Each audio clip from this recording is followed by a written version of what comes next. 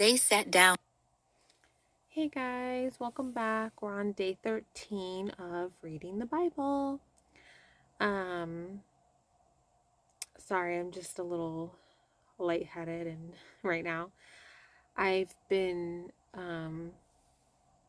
praying every day, sometimes multiple times a day. Today I only prayed once, but I've been noticing that I've been praying deeper, and it feels like I feel like this lightness and this lightheadedness when I get done. Um, Almost like when you meditate and you really get deep into it. It almost feels like that. Um, and so it's just weird. It's this weird feeling, a good feeling. It's just different, It's pretty amazing. Um, and I notice I always feel like really good after I pray. I have energy, which, I guess I should be praying in the morning and not right before bed. um, I don't know. Um, I just want to say that if in now or in the future, if anyone is watching these videos and reading the Bible with me, I just want to say thank you. And I know that it's not easy committing to reading the Bible every day. And I know it's not easy committing to praying every day. And I know it's not easy committing to developing your relationship with God every day, nurturing it every day, giving time to it every day, making it a priority. It's definitely been difficult, but I am finding it every day getting a little easier and easier. And when I am praying, I am asking God to help me grow my faith, to get rid of the doubt, to help me grow patience, to help me get closer to Him, guide me. What do I need to do? You know, because I do feel like I am going in the right direction, and I do feel like He's going to help me with everything that I need help with. And I don't know, guys, it's just pretty amazing. Just a couple weeks ago, a month ago, I was like, you know, I don't know, it was like a month and a half ago. I don't remember when, somewhere around there. I met this guy in the parking lot of Walmart who was telling me about how he was saved and then tells me how he found Jesus again and Jesus saved him. And, my first thought was, you know, in my head, I'm thinking, oh God, another person that, you know, Jesus saved them, but it was, my whole life, I didn't understand the significance of it. But now that I've actually been called upon God, by God, and now it's my time for me to let Him into my life, my eyes are starting now being opened, and now I am understanding. And it's just pretty amazing. So, yeah, if you're like watching this and you're like, oh, this girl's crazy, but there's a part of you that's like, I want to let God in and see. Like, there's a part of you that's kind of poking at you and being like, I kind of want to try this. I kind of want to see about God and what all that's about. All you have to do to get started is pray. Go somewhere private, alone, pray to God out loud, and just say, hey, I'd like to bring you into my life.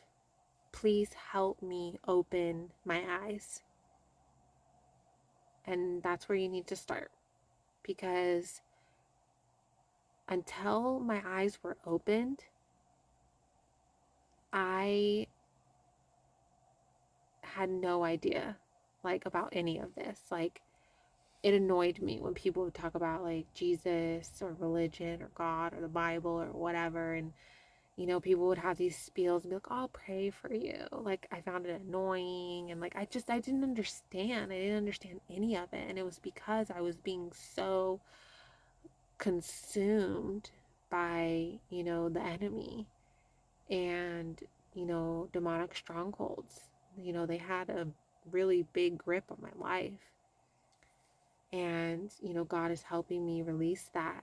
And so just pray, guys. Just start with praying and He'll guide you from there. So, and read the Bible. That's important too. Okay, guys, I'm so tired. So, let's get started with today's chapters because I would love to go to bed. So, let's do it. They sat down to eat a meal, and when they looked up, there was a caravan of Ishmaelites coming from Gilead. Their camels were carrying aromatic gum, balsam, and resin, going down to Egypt. Judah said to his brothers, "What do we gain if we kill our brother and cover up his blood? Come on, let's sell him to the Ishmaelites and not lay a hand on him, for he is our brother, our own flesh." And his brothers agreed. When Midianite traders passed by, his brothers pulled Joseph out of the pit and sold him for 20 pieces of silver to the Ishmaelites, who took Joseph to Egypt. When Reuben returned to the pit and saw that Joseph was not there, he tore his clothes. He went back to his brothers and said, "The boy is gone. What am I going to do?" So they took Joseph's robe, slaughtered a male goat, and dipped the robe in its blood. They sent the long-sleeved robe to their father and said, "We found this. Examine it. Is it your son's robe or not?" His father recognized it. "It is my son's robe," he said. "A vicious animal has devoured him. Joseph has been torn to pieces." Then Jacob tore his clothes, put sackcloth around his waist, and mourned for his son many days. All his sons and daughters tried to comfort him, but he refused to be comforted. "No," he said, "I will go down to Sheol to my son mourning." And his father wept for him. Meanwhile, the Midianites sold Joseph in Egypt to Potiphar, an officer of Pharaoh and the captain of the guards. At that time, Judah left his brothers and settled near an Adullamite named Hira. There Judah saw the daughter of a Canaanite named Shua. He took her as a wife and slept with her. She conceived and gave birth to a son, and he named him She conceived again, gave birth to a son, and named him Onan. She gave birth to another son, and named him Shelah. It was at Kizib that she gave birth to him. Judah got a wife for his firstborn, and her name was Tamar. Now Judah's firstborn, was evil in the Lord's sight, and the Lord put him to death. Then Judah said to Onan, "Sleep with your brother's wife. Perform your duty as her brother-in-law and produce offspring for your brother." But Onan knew that the offspring would not be his. So whenever he slept with his brother's wife, he released his semen on the ground so that he would not produce offspring for his brother. What he did was evil in the Lord's sight, so he put him to death also. So the first one where it said the Lord saw the, first son or whatever is evil, so he put him to death. That one is like, okay, well, it didn't explain further, so I can't really say much about that. But this one, it's like, now he's saying, oh, what he did was evil in the Lord's sight by not, like, fully, having sex, you know what I mean, in the woman. So he put him to death also. Like, that just, I don't know. That one kind of rubbed me the wrong way a little bit. I find Genesis to be a little difficult to comprehend. And I'm hoping that as I read the Bible more and really like get through the full Bible, I'm praying that I get more clarification and understanding, because so far it's been a little just confusing. So, I don't know, guys. And Judah said to his daughter-in-law Tamar, "Remain a widow in your father's house until my son Shelah grows up." For he thought he might die too, like his brothers. So Tamar went to live in her father's house. After a long time, Judah's wife, the daughter of Shua, died. When Judah had finished mourning, he and his friend Hira the Adullamite went up to Timnah to his sheep shearers. Tamar was told, "Your father-in-law is going up to Timnah to shear his sheep." So she took off her widow's clothes, veiled her face, covered herself, and sat at the entrance to Enaim, which is on the way to Timnah. For she saw that though Shelah had grown up, she had not been given to him as a wife. When Judah saw her, he thought she was a prostitute, for she had covered her face. He went over to her and said, "Come, let me sleep with you," for he did not know that she was his daughter-in-law. She said, "What will you give me for sleeping with me?" "I will send you a young goat from my flock," he replied. But she said, "Only if you leave something with me until you send it." "What should I give you?" he asked. She answered, "Your signet ring, your cord, and the staff in your hand." So he gave them to her and slept with her, and she became pregnant by him. She got up and left, then removed her veil and put her widow's clothes back on.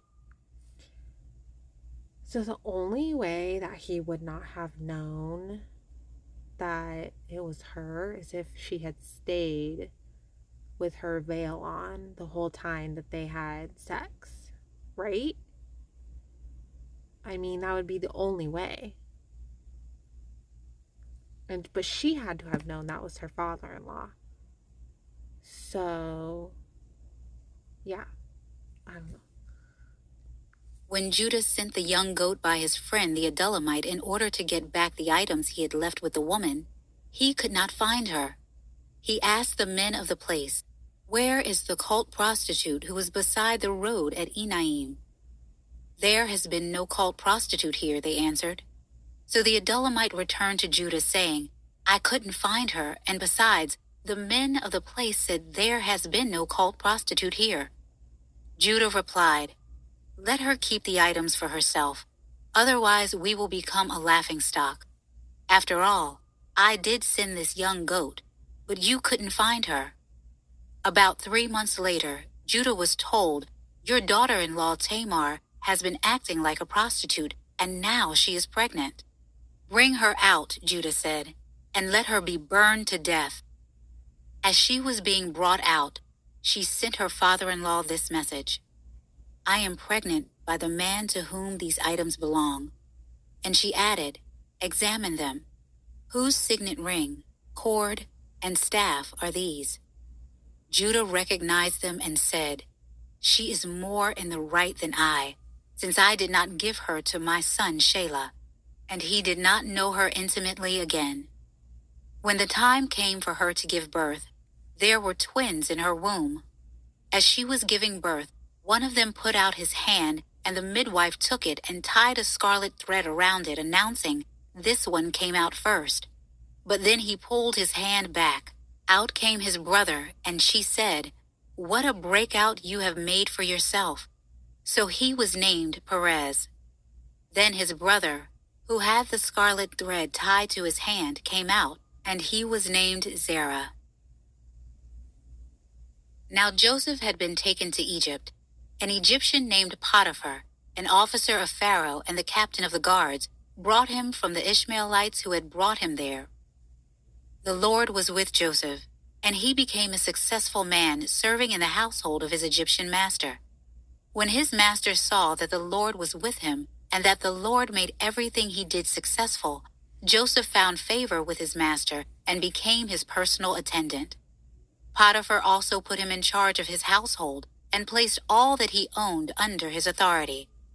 From the time that he put him in charge of his household and of all that he owned, the Lord blessed the Egyptian's house because of Joseph.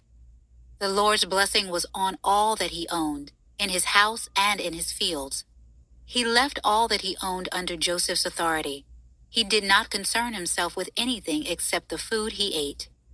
Now Joseph was well built and handsome. After some time, his master's wife looked longingly at Joseph and said, "Sleep with me." But he refused. "Look," he said to his master's wife, "with me here my master does not concern himself with anything in his house, and he has put all that he owns under my authority. No one in this house is greater than I am. He has withheld nothing from me except you, because you are his wife. So how could I do this immense evil, and how could I sin against God?" Although she spoke to Joseph day after day, he refused to go to bed with her. Now one day, he went into the house to do his work, and none of the household servants were there. She grabbed him by his garment and said, "Sleep with me." But leaving his garment in her hand, he escaped and ran outside. She put Joseph's garment beside her until his Sorry, guys. It's my app earlier was being weird, so we'll have to read these passages ourselves. So when she saw that he had left his garment with her and had run outside, she called her household servants. "Look," she said to them, "my husband brought a Hebrew man to make fools of us. He came to me so he could sleep with me, and I screamed as loud as I could." master came home.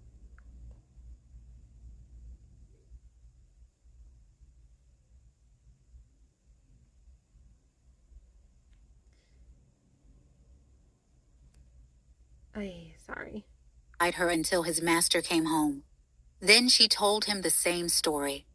"The Hebrew slave you brought to..." She put Joseph's garment beside her until his master came. Okay, so my husband brought a Hebrew man to make fools of us. He came to me so he could sleep with me, and I screamed as loud as I could. When he heard me screaming for help, he left his garment beside me and ran outside. So basically, she's crying rape, right?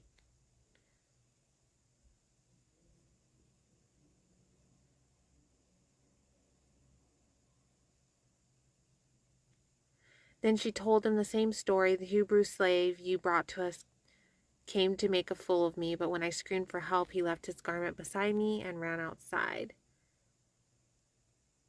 And ran outside. When his master heard the story his wife told him, "These are the things your slave did to me," he was furious and had him thrown into prison, where the king's prisoners were confined. So Joseph was there in prison. But the Lord was with Joseph. So basically, she was mad because Joseph wouldn't sleep with her. So then she, tried to make a story of like where he like attacked her or whatever.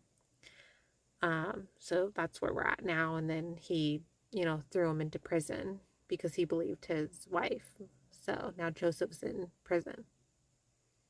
And extended kindness to him. He granted him favor with the prison warden. The warden put all the prisoners who were in the prison under Joseph's authority, and he was responsible for everything that was done there. The warden did not bother with anything under Joseph's authority, because the Lord was with him, and the Lord made everything that he did successful. After this, the king of Egypt's cupbearer and baker offended their master, the king of Egypt.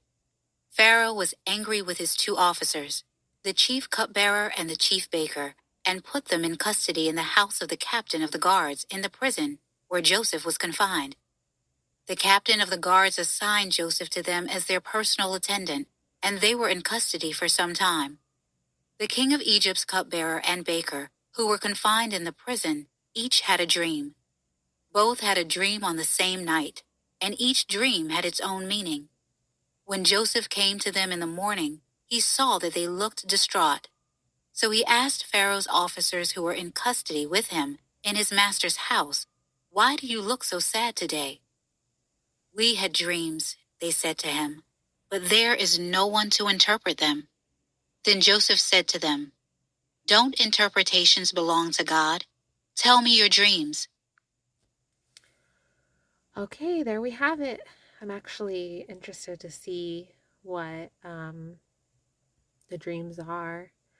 And I feel like Joseph, I feel like that's so like that name just sounds like this Joseph they're talking about like has a big story or something. I don't know. Um I don't know. We'll find out. So, um if you're following along with me now or in the future, I just want to say,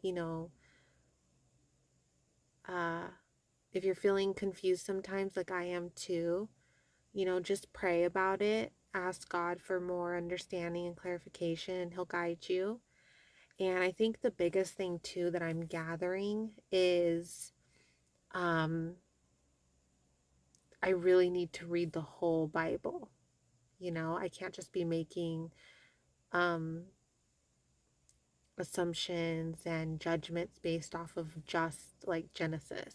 You know what I mean? Um, I feel like I have to see like the whole big picture, which is the Bible, the full Bible.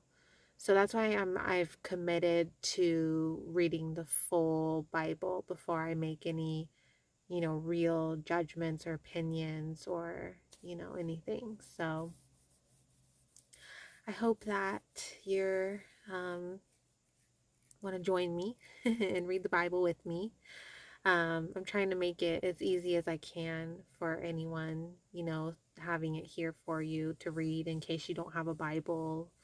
Um, and you want to follow along. So and it's funny because I already am like, oh my god, like I feel like there's a part of me that's like, okay, the next time I read the Bible from beginning to end, I want to have like a notepad and paper and like take notes. And like I'm just like, that's so funny to me that like only a few weeks and I already am like, okay, I'm gonna read the Bible again. I just started. I don't know, it's pretty amazing, guys.